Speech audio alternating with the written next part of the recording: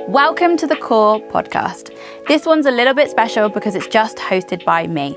This collection of fantastic podcasts comes from a load of amazing, influential women in tech. I'm really excited to share this with you throughout October. I hope you enjoy.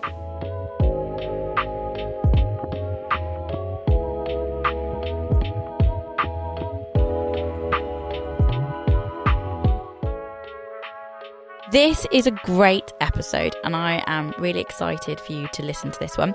As part of our female insecurity group of podcasts, we have Anna today who works at KnowBe4. She has had the most incredible career. The reason I really like this podcast, and I think it's definitely worth a listen, is because Anna really delves into things I hadn't even thought about, to be honest. The metaverse, what that looks like, how that's going to impact our children, how that's going to impact us being a female, how that could look from a point of sexual harassment that it could happen in a virtual reality, which even blows my mind. But she's also got some fantastic insights, information about how, you know, we don't get enough education about it from such a young age and what that looks like. So this is really worth a listen if you're fascinated about where cybersecurity is going to go in the next 5 years, and especially what that's going to look like when we're in a virtual world. For anyone that doesn't know you, could you introduce yourself and give us a bit of an overview of your career and how it's led you to into cybersecurity, and also how it's led you to be at KnowBe4 right now? Okay, so currently my role is I'm an evangelist for KnowBe4 Africa, which means I help spread security awareness across the African continent. How I got there is actually a bit of a funny story, and I don't know how far back I should go. That's good. But I never studied computer sciences or any of that. I did international economics. And I'm actually originally from Germany. I grew up there, but while I studied, I ended up in South Africa as an intern, and I really loved it. And I ended up staying. Yeah. And more out of coincidence, I ended up working for an internet service provider because I wrote my thesis back in the day in information security. But again, that was just a coincidence. Like I worked at Siemens as a student because they paid better than waitressing, and they asked me if I wanted to write my thesis. I'm like, oh, what is this, information security? Okay, that sounds cool. So that's how I got into it. Yeah. And I felt over the years like a lot of imposter syndrome because I had an economics degree and not not like a computer sciences, and I worked only with the engineering side. So I did a lot of certifications every year, just to somehow prove myself to my mainly male colleagues. I mean, let's face it, back in the day, it was just... Yeah. And then I ended up becoming sort of an architect, consultant, and product development in the various companies I worked for. And when I went on honeymoon, I actually drew like a little story, cartoon stories, and I always wanted to do art as a student. Okay. And I drew the story. I came up with these characters called Robin Your Data that worked for money laundering, and sort of a fun cartoon story that teaches people about cyber, in a fun way. Yeah. And that was 2011, and I showed the storyboard to one of my customers, and they loved it. And that's how, basically, took 2 years, but I ended up starting a company called Popcorn Training, where we created animated stories that teaches people how to be cyber safe. And this was back then in 2011, so it was like very niche. Yeah, very early. And we also we're quite out there, so a lot of cheesy humor, and we ended up doing live action production as well. Wow. And that's how KnowBe4 then, we ended up being on the Gartner's Magic Quadrant 3 years in a row. Wow. And that's how KnowBe4 got wind of us, and then they acquired us in 2018. And initially I had to, obviously through the earnout period, I had to sort of manage the business in Africa, but now I'm like no longer operationally involved. I just do research and a bit of evangelism work, and I love it. Long story. No, a really exciting story, and really rich. And also, I loved how you dropped imposter syndrome in, because I know I felt it a lot my background before I worked for marketing in cybersecurity was in film and in events, and I went from doing I did the Olympics to coming into this, so I can completely relate to like being sat there like, oh, I don't think I'm in the right room. You mentioned a lot of certifications and certificates and education. Do you think that was a big part of the imposter syndrome? Did that help you support? Do you think that was a big part of it, of helping you get through it, or do you think actually anyone can get into this industry, you just need to have a bit of confidence, or do you think it's hand in hand, education with it? I think that the most important thing, and it's actually also interesting, we did another survey locally in South Africa about, what are companies looking for? And because we have a massive skill shortage here locally, I mean, even globally, but I think it's particularly bad here. And the fact is people just can't find the certified or experienced people. So they have to hire people from different backgrounds or sort of youngsters that can come straight out of university. And the things that they're looking for more so than certifications, way more so, is attitude.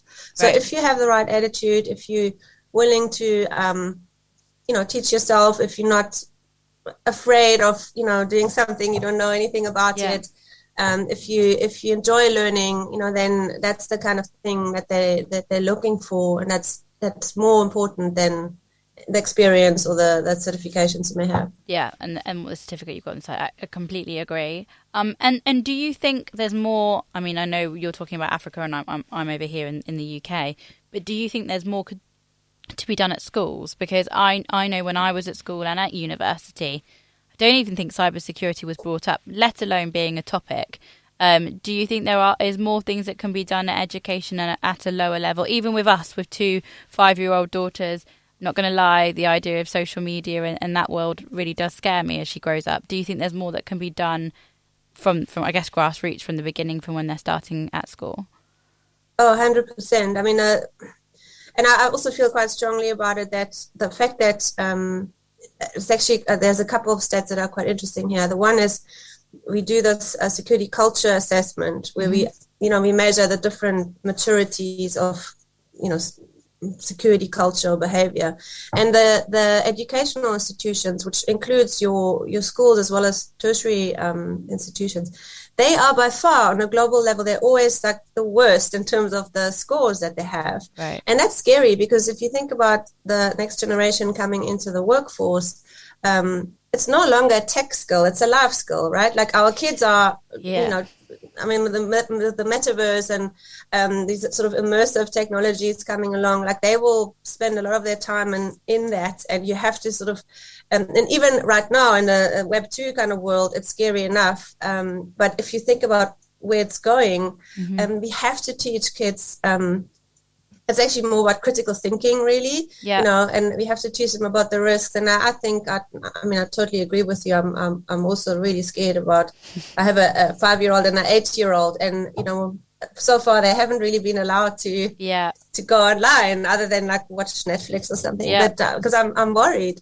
And I think that they should actually incorporate it on a kindergarten level, like at in primary school, and then all the way through as like a life skill. We teach them safety and how to crossing the road and whatever. We should teach them the same stuff for online behavior. I interestingly remember when I was at primary school, we got taught something about stranger danger, and there was a thing going around where people were approaching to say that they would take our photo so we could have nice photos for our mummies, and you get a lollipop at the end of it. And I remember it very vividly in an assembly, like if someone wants to take your photograph and it's not with your mummy and it's not through the school, you should never go with someone to get a nice photograph taken of you. And I remember that as a teaching.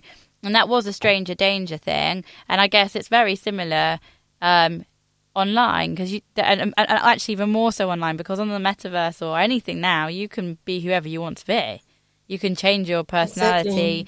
And there's so many forums or games that kids can play now with chats, and they assume they're talking to an 8-year-old or a 5-year-old or whatever, their same age group, because they're playing that game. And I think I think we're all quite innocent, aren't we, at that age? So we want them to be a bit more aware of it. So I'm completely with you that there needs to be something earlier done, so that as a child you're learning it as you go along. Why do you think, so we've talked about role models as an important thing for girls to see and to get to have that aspirationally to join that industry. I think we've all, I mean, in my generation, I'm just trying to think of who I inspired, but it was probably more the Beyoncés and things like that, which I liked when I was that age. But seeing role models is one thing. But what do you think is actually appealing about this industry, and would you promote it as an industry for your children to be involved in? And if so, why would you say it's a good industry to get involved with? I think, and that's what a lot of maybe people don't realize, is how diverse it is. Right. Yes, you can do sort of the traditional sexy side of cybersecurity, pen testing, ethical hacking, which is, I feel that sometimes that's what's been portrayed, that is security, but it's actually not. I mean, not that there's anything wrong with that. That's fun, and like, whether you're boy or girl, if you're into that, breaking things and finding vulnerabilities, it's awesome. Yeah. But there's so much more to it, like you could go maybe more into the architectural side and sort of designing, which is what I did a lot, like you have to obviously have a networking understanding, but then you work with these big corporations and you build the architecture for the next 5 years, which means, wow, I need to understand what's coming. You're more of a futurist. That's really fascinating, I find. But then you could, if technology is not your thing, you could also go into auditing. You could go into governance and more the sort of, or the human side of, which is where we are in now, like as KnowBe4, which is the massive component of security programs, is the sort of psychology side. But you could also join the industry if you want to go down a management trajectory, as a project manager or eventually a CISO in leadership roles, or you could join a vendor and go into marketing or sales. There's so many different roles that would suit different talents and candidates, and they all have skill shortage problems. I mean, completely. I remember at Popcorn, we had to hire all our sales staff back in the day. First of all, they were all girls because I was sort of hiring. Of course. And you have that bias, unfortunately, which obviously now we're much more sort of, we don't just hire who we like. It's like we have a whole policy. But back then, I sort of hired who I thought I could relate with best. And they all came from the print and media industry because, that's where we could find really good salespeople that were used to fighting it, and they were keen and eager and had the right attitude. And then that little bit of security they had to know, we sort of taught them on the job. I find that interesting as well, because I found that with hiring in the marketing perspective is when I get CVs for you, and actually the people that I've interviewed, the ones that haven't come from a tech background have actually been the more interesting people to bring on board with that, because they come at a completely different angle. They're open to pushing the boundaries a little bit more, where sometimes I think if you do go through a marketing channel with a tech, you're a little bit more red taped. So I think sometimes when you come from a different background, and it's interesting that you did that. It's interesting that you've mentioned that you hired quite a lot of women in the early days. Do you think that was because there was some aspirational sides of that, because you wanted more women to get into the industry? And also, was it a little bit because normally you're predominantly surrounded by men, so it was nice to have more women as part of your company? Was there some sides of that too? Like, I mean, I know when we started, I was like one with a lot of men. Now it's evening up a little bit more, but I think, and that has changed a lot in the last 10 years. But have you found that it's been a very male, and sometimes you've been the only female in the room? Yes, I mean, I remember going to some Cisco, they called it Cisco VT meetups, like virtual team meetups or something. And there were 80 people and only 2 women, and I was one of them. So it was really awkward. Yeah. But no, I, to be honest, like, I wish I would say I did it because I had an aspiration to make the industry more diverse. But at the end of the day, and I think this is also what happened with the males, is that you hire unconsciously, so you're unconsciously biased, and you end up hiring who you like, and this is why I think these policies are so important, because what happens is that especially when it's your own business, like in the beginning, you really have to gel with your team. So you end up hiring someone, and it was literally, I mean, Isla, they were all moms or like about to become moms. Yeah. And they were sort of my age, and female. And I had to then at some point really be conscious about it and say, oh my gosh, like we can't just be all clones of each other. Like that's not healthy. So then we consciously went and did more, hired for more diversity. And so it's really dangerous. Out, yeah. And I think this is also what happened with the boys' clubs. It's not that anyone in security or in tech said, oh, we don't want any women or girls. It's more, hey, I like you, you like me, so I hire you because we understand each other. And that's why I think having more awareness about this and having actual diversity policies are a good thing, because it makes us aware of our own unconscious biases. 100%, and we all bring different things to balance things out, and we all see things different from different perspectives. Even women don't all fit into the same box. We all have different perspectives, so you can't assume that. You mentioned hiring and then people having babies and things like that. You've mentioned that you've got 2 children. How have you've had an incredible career? How have you balanced all that? Children, having your own business, now where you are now. Obviously, anyone listening to this aspirationally, how have you balanced all the different hats and got a good, or have you found a balance? Because I'm struggling with this every day, so it'd be good to know from your perspective. How do you try and juggle it all?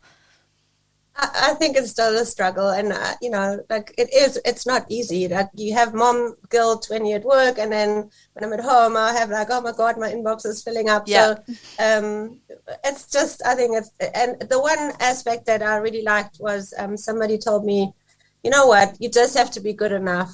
Like you don't have to be perfect in anything. Just do a good enough job of being a good enough mom and a good enough business person, and get on with it. Like we all struggle with it. Yeah. I mean, when it was my own business, at least what I did do was quite sort of actively support flexibility and, tell people, and this was also back then, we said, well, you can work from home, or from anywhere. You don't have to be in the office at a certain time. Like take your kids to the school or go to the, do the stuff with your kids that matter. And then, it's more outcomes based, not time based. And just being mindful of the fact that it's impossible. You can't work 8 to 5 and be a good mom. It's not, we have support obviously, and of course. But you do want to go and watch your son play his first soccer game. That's important, Yeah, I've got that. So my daughter's got her first ever ballet exam next Monday, but it lands bang smack. Yeah, cute. It's her first one. She's really excited. But we always try and make sure everyone's in on a Monday. It's just like a policy thing. It's good. It kicks the week off. So I had to go, I know we were all meant to be in on a Monday, but this is something I don't want to miss. Like, I probably won't mind when it's the 6th or the 7th exam, but this is the first one, and I feel like mum should be there plaiting her hair and getting her ready for it. So I think, I find that juggling that and getting that right balance. And I listened to, I can't remember where, it was another podcast that I listened, and they were saying like relationship, work and children, if they're your 3 things, you can't do all 3 of them at 100%. So if one week the career is 100%, then unfortunately the relationship probably takes a hit, and then the kids are at 80%. And then if you're really with your partner and your kids, they may be on 80-90%, but then work might be at 45-50 that week. Like, it has to go around in rotational circles, because you physically can't burn at 100% at all 3. And I think as long as we try and put unrealistic expectations on ourselves, then that's when burnout happens. But trying to balance that is much better. Cybersecurity is continually evolving. What do you think are the biggest challenges, and how's the best ways for us to address it? And how do you think landscapes are changing over the next 5 years? Do you have any kind of like predictions on that, or thoughts on that? So it's actually funny, because yesterday we had a local conference and we spoke about it, about the skill shortage being one of the biggest challenges. And I think it's not just a South African problem. I mean, we have, the issue we have here is that as soon as you have somebody who's skilled, then they get poached by the UK or the American businesses, which, we compete with better currencies, better, or safer lifestyles, which makes this whole brain drain is a real problem for the country. Of course. But it's also an opportunity because I find, again, from a local perspective, we have a lot of youth unemployment. Mm-hmm. In fact, I mean, in South Africa, between 15 and 24, 63% of those kids are unemployed. So it's a really huge problem. Yeah. Wow. And yet, on the other hand, we're sitting there and, we have this skill shortage in cyber and also other emerging technologies. So that's an opportunity for us sort of in industry to work with government and academia to really help, tap into that youth and help them, be skilled up. And so what if they end up working in the UK or somewhere else? That's good for everyone. Because they've got a job. So, so definitely the skill shortage is an issue, particularly in critical infrastructure like our governments. They're being targeted by extortionists or, ransomware gangs. Yeah. I mean, you've seen now, like, was it Costa Rica that declared a state of emergency, or they said they're at war because their whole infrastructure is being attacked, and that can happen to us as well, so that's an issue. In terms of the trends going forward, I recently looked into the whole sort of metaverse, Web3, blockchain based technologies, and I'm by no means like, I'm not at all a crypto bro or crypto sister or whatever. Could be a crypto sister. That could be a thing. We can make that a thing. Crypto sisters. But talk about white male dominated field. That's one of it. That's another one. I mean, that whole space is so crazy in terms of the scams and the security issues that are going on in that space, and yet there's so much money being pumped into it, and we don't know yet how it will all pan out. But because there's so much, investments are being done by reputable companies as well. Mm-hmm. I don't think it's going away. That's not just a fad. So we sort of have to, as security professionals, we need to sort of be aware of what's going on there, educate ourselves, and then help our companies to best prepare for that space. And, with that comes not just sort of traditional security, like, like infrastructure, vulnerability management, but also things like, like you mentioned early on with, hey, my kids on social media is an issue. Imagine them now being in this immersive world in the metaverse where you can get, physically and verbally harassed, and it's so immersive that the psychological damage that it can potentially, sort of like the impact it can have on people, particularly vulnerable people, I think is immense. So it's really something we have to think about. I mean, they've talked about, I know there's the interim at the moment before the metaverse of how bullying, isn't it? Like, I mean, when I went to school, I was very fortunate. I didn't really, everyone has bad days at schools, but I never really had probably any major bullying incident. But my generation was, you went to school, it happened in the gates of school, maybe as you got on the bus, but home was safe, right? There was no way of that happening. With social media, it's blending, isn't it? Because they can go back, and that taunting and bullying can happen at home. Also, you can hide behind a fake profile. You don't have to be your real person or that sort of thing. And now we're talking about not only that, but now they can have a virtual reality version of bullying. So it's not only at school, it's going to be a virtual place they can get bullied or attacked, or and also because I've done very little understanding, but it is kind of like having a currency, isn't it, as well? Because I've seen people buy their own trainers and outfits and designer and stuff like that. There's going to be that kind, like, it's going to be that bullying. Not only, it's like, what outfit am I wearing online and what outfit am I wearing at school today? Like, I have a big enough meltdown with my daughter not being able to wear a unicorn headband to school, let alone thinking what she needs in her outfits on the metaverse. Like, that's just a whole nother level. So I guess going a bit deeper into this then, do you think there's going to be more charities that stem from this? With them, like, we have Mind over here. Do you think? But is this all going back to the school? And how we educate them and support them. Like this for me, it seems to open even a bigger can of worms, because supporting bullying at school, go to the teacher, is that the right thing to do? What do you do if you're online and you're being like, you can't really go to Facebook and say, oh, hello, being bullied over here. So what do you think that there will, I guess, be resources that are available for people struggling a bit on that side? I mean, there are already some concepts or projects where they want to use AI type solutions that will do some sort of moderation, like they listen to what people are saying and then they intervene. I think that's a good approach, because the platforms can't just, like Facebook sort of, or Twitter, they've also been horrendous with, particularly actually when we talk about females again, like sort of sexual harassment. Another interesting stat, by the way, did you know that if you a woman of color, you're like, I don't know, I think it's 35% more likely to be sexually harassed and bullied online than a white woman. And like women in general, I'm way more sexually harassed online. It's this whole gender-based, online gender-based violence. That's a real thing, that people don't actually realize what a huge problem that is. Your race would be an impact. I did see on LinkedIn, there was a thing going around of people sharing all the messages that had come in, including some not appropriate pictures that have been sent to people on LinkedIn of their genital parts. That's actually not funny.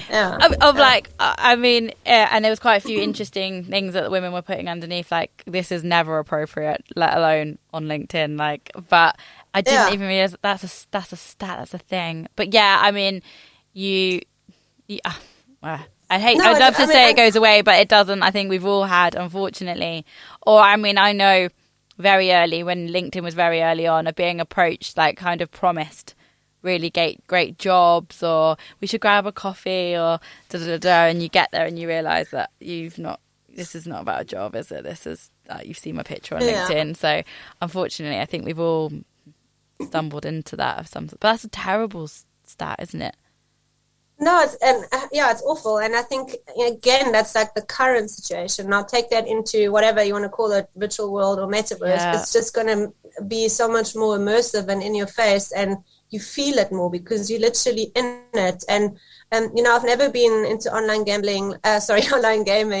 But as part of my research, I'm going to buy myself an Oculus Quest, not, just to experience it more. But I went to spend some time with a friend who's like totally in it, and him and his girlfriend, by the way, they spend every weekend in those virtual worlds. Like, they don't go to restaurants, don't go up the mountain. I live in Cape Town, it's the most beautiful city there is, and they don't go up the mountain, they just spend time in that virtual world. And they're obviously a bit extreme, but when I went in it with him, and before that, I also couldn't understand how people would want to pay money for like virtual digital Nike shoes or something. But when I was in that experience and I had this really random off-the-shelf avatar, I totally got it. Like, I wouldn't buy necessarily designer handbags in the real world, so I'm not going to spend that money in the virtual world. But I would want my own avatar. I totally felt it. It's the same.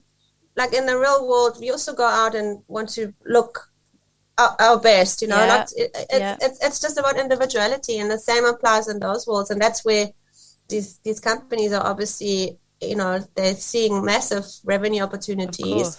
There's going to be so much more from a privacy point of view, so much more targeted advertising that's more in your face. They can monitor our behaviors more. So it's a massive sort of money-making machine for the advertisers.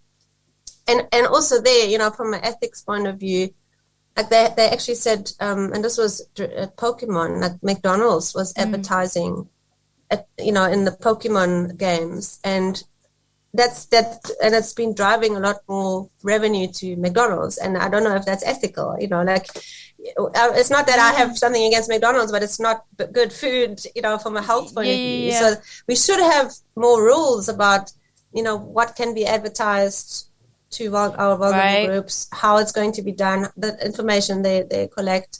And then obviously what I mentioned earlier, currently the owners are sort of on the users themselves to set up safe zones. So you can set up a safe zone in that virtual reality that others can't go in and grope you, for example, if you had like a full immersive suit.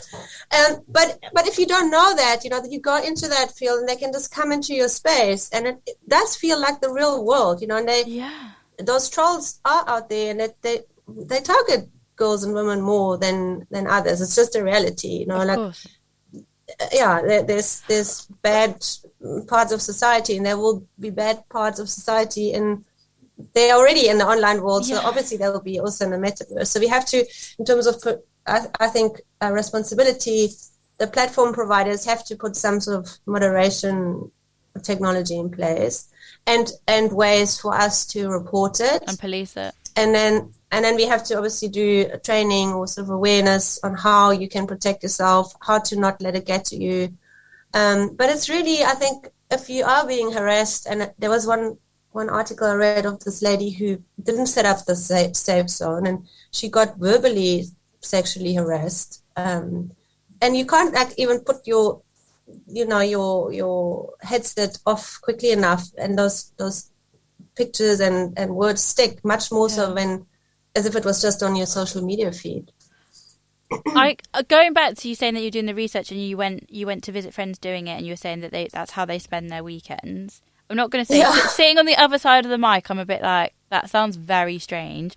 Do they spend time with each other in these virtual worlds then? Yes, they do. Like, they have avatars. I mean, they're like a couple, so both of them they're hectically into.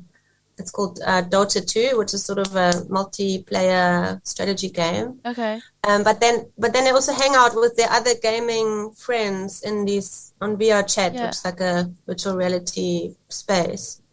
And that's how they spend their social time. I'm a bit like you. I can't imagine me ever wanting to be there more than being in nature. But we'll see. We'll see how that changes.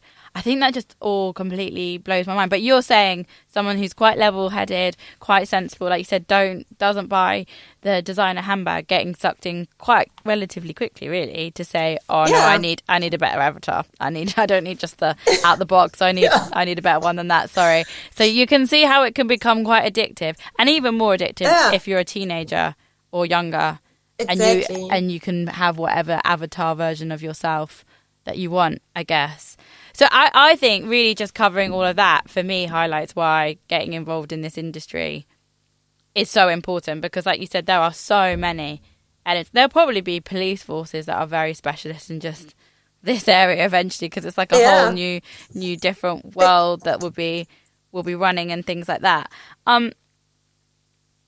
I think, by the way, sorry to interrupt you, Ala, but you said police forces. There's already there are bouncers you can hire. So there was like a Microsoft event in the metaverse, and then they hire bouncers that walk around and make sure that people behave. And then if somebody is being, like disrespectful, they kick them out. So that's already a thing. You're allowed out of the metaverse, then you're not. It's like a VIP virtual reality world where you've got bouncers. For me, it blows my mind, but I don't know why it blows my mind, because it's definitely going to happen, isn't it?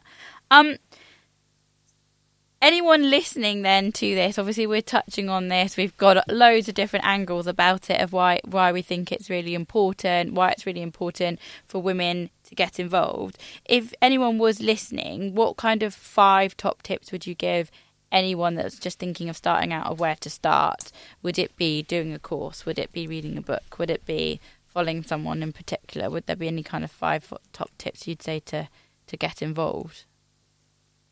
Okay, so if I was at the beginning of my career again, what I would do is look at cloud technology specifically, like cloud security, and you can just go to Amazon or to Microsoft. They have all these sort of training material online for free, so you can sort of teach yourself, watch videos, and then if you wanted to take an exam, then that obviously costs, but it's also not the end of the world. So what I would do is, as a first step, is sort of look into cloud technology, because that is one of the number one skills people or companies need, because everybody and everything is in the cloud. So that's like an area that's hugely in demand. And And then once you've read a little bit about it and you feel this resonates, like it has to be interesting to you. If you completely hate it, then maybe go down a different route. But what I would do then is, if you're already in a company, maybe go and speak to your security team or IT team and just say, look, I'm actually quite interested in that. What are you guys busy with? Is there something that I can shadow or learn from you guys? Or, you know, is there a project I could get involved with? Yeah. Just sort of volunteer. And if you don't work in a big organization, you could also do that in the companies that you live, you know, or maybe your friends work or parents work. To get an internship, even if that part is only there to show you, that's actually not what I like, you know, and I would prefer to go more into another area. So I think it's really important to figure out the stuff you do like and the stuff you don't like relatively early on, but then also don't be disappointed if it's not like totally blowing your hair back, because there's so many different aspects to the industry. So, you know, so I guess this is the second tip. So first tip is to try and educate yourself.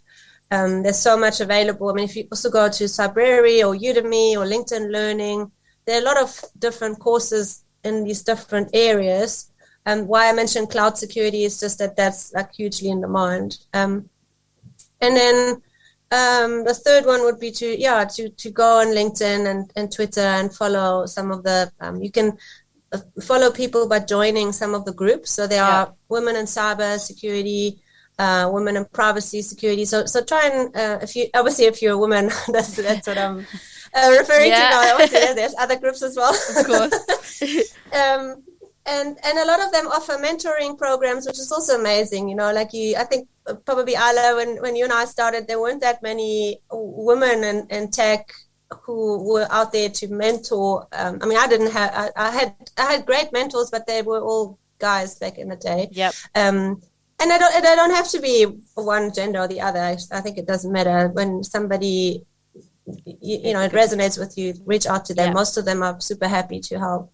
And then network, speak to as many people as possible. And it's really about the attitude more than the experience or the certification. So if you show an attitude of continuous learning, of curiosity, I mean, I've been in it for 20 years, you know, and I still call myself a beginner. Like I have to learn all the time because things change all the time. You know, I mean, this metaverse stuff is completely new. So I have to learn about blockchain infrastructure and how that works and how to secure it.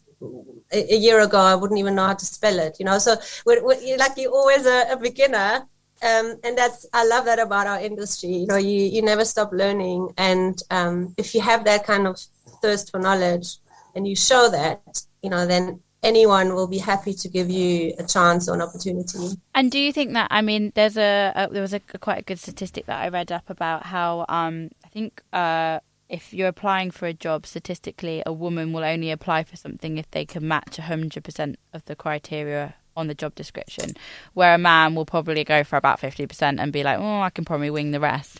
Do you think that your attitude to learning and being like, well, do you know what, you know, this is a constant industry that I need to continue to learn, do you think that has really driven you and kept your confidence? Because, you know, I'm not going to deny when they come to me like, Kelly, this is the new technology we're working, you've got to help us take to market, and I'm looking at it like, oh my God, like what does this do? And this is all fancy, and there's some new acronym that I don't know, and I need to Google it. And I'm not gonna lie, imposter syndrome does jump in. But how have you kept that momentum? Like, I guess you could get a bit like, oh, this is going too fast. How have you kept that momentum and that drive, and I guess that hunger to keep learning? How have you kept that going inside you?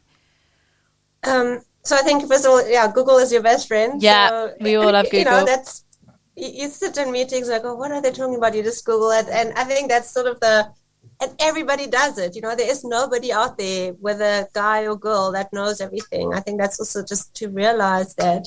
And then to have the confidence to, you know, I always tell girls, you know, if you can teach yourself how to do a smoky eye from watching YouTube, which by the way I still haven't managed. I haven't mastered that either. So yeah, I need to watch some more YouTube videos on that.